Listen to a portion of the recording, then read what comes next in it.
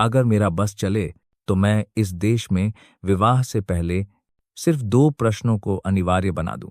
कोई दहेज नहीं, कोई जाति नहीं, कोई कुंडली नहीं, सिर्फ 2 प्रश्न। पहला प्रश्न यह, क्या तुमने स्वयं को जाना है? और दूसरा, क्या तुम दूसरे को स्वतंत्र रहने देना जानते हो? आज हम विवाह से पहले सब कुछ पूछते हैं। कुंडली मिलती है या नहीं, घर कितना बड़ा है, पैकेज कितना है, पर यह नहीं पूछते कि सामने वाला व्यक्ति चेतन है या सिर्फ संस्कारों का बोझ। हम कहते हैं जन्म कुंडली मिल गई, पर कभी छुपकर यह नहीं देखते कि उस पुरुष की पत्नी की हालत क्या है, उस स्त्री की आंखों में शांति है या डर। इस देश में तो लगभग हर किसी की जन्म कुंडली मौजूद है, लेकिन किसी की जीवन कुंडली नहीं देखी जाती।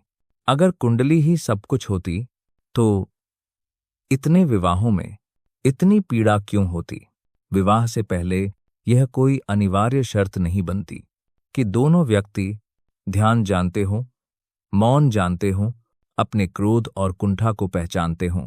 हम कुलीन घरों से रिश्ता जोड़ते हैं, पर यह नहीं पूछते कि भीतर का मनुष्य कितना सभ्य है।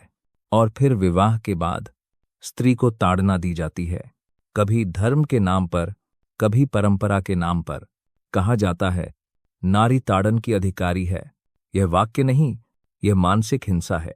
जब तक विवाह से पहले यानी भीतरी संतुलन अनिवार्य नहीं बनेगा, तब तक विवाह एक अवसर नहीं, एक दुर्घटना ही बना रहेगा। विवाह तभी अपूर्व होता है जब 2 व्यक्ति ध्यान में जले हों, क्योंकि जब ध्यान जलता है तो प्रेम अपने आप प्रकाश बनकर फैलता है।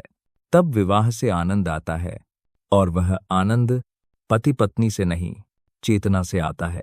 और जब तक ऐसा न हो, विवाह एक मजाक है, एक कठोर अनुबंध है जहां 2 अधूरे लोग एक दूसरे को पूरा करने की नासमझ कोशिश करते हैं। स्त्रियों को कहा जाता है सब सह लो, पर अब समय है कि स्त्री अपने पैरों पर खड़ी हो, अपने प्रोफेशनल अस्तित्व को पहचाने। संबंध दया पर नहीं, सम्मान पर टिकते हैं। और यह मत समझो कि सृजनशीलता किसी एक युग में समाप्त हो गई। चौपाई लिखने की कला तुलसीदास पर खत्म नहीं हुई। आज भी जो जागा है वह सृजन कर सकता है। लेकिन जो लोग आज भी कहते हैं मार पुरुष और घोड़ा, जितना पीटो उतना अच्छा, वे समाज नहीं, समस्या हैं।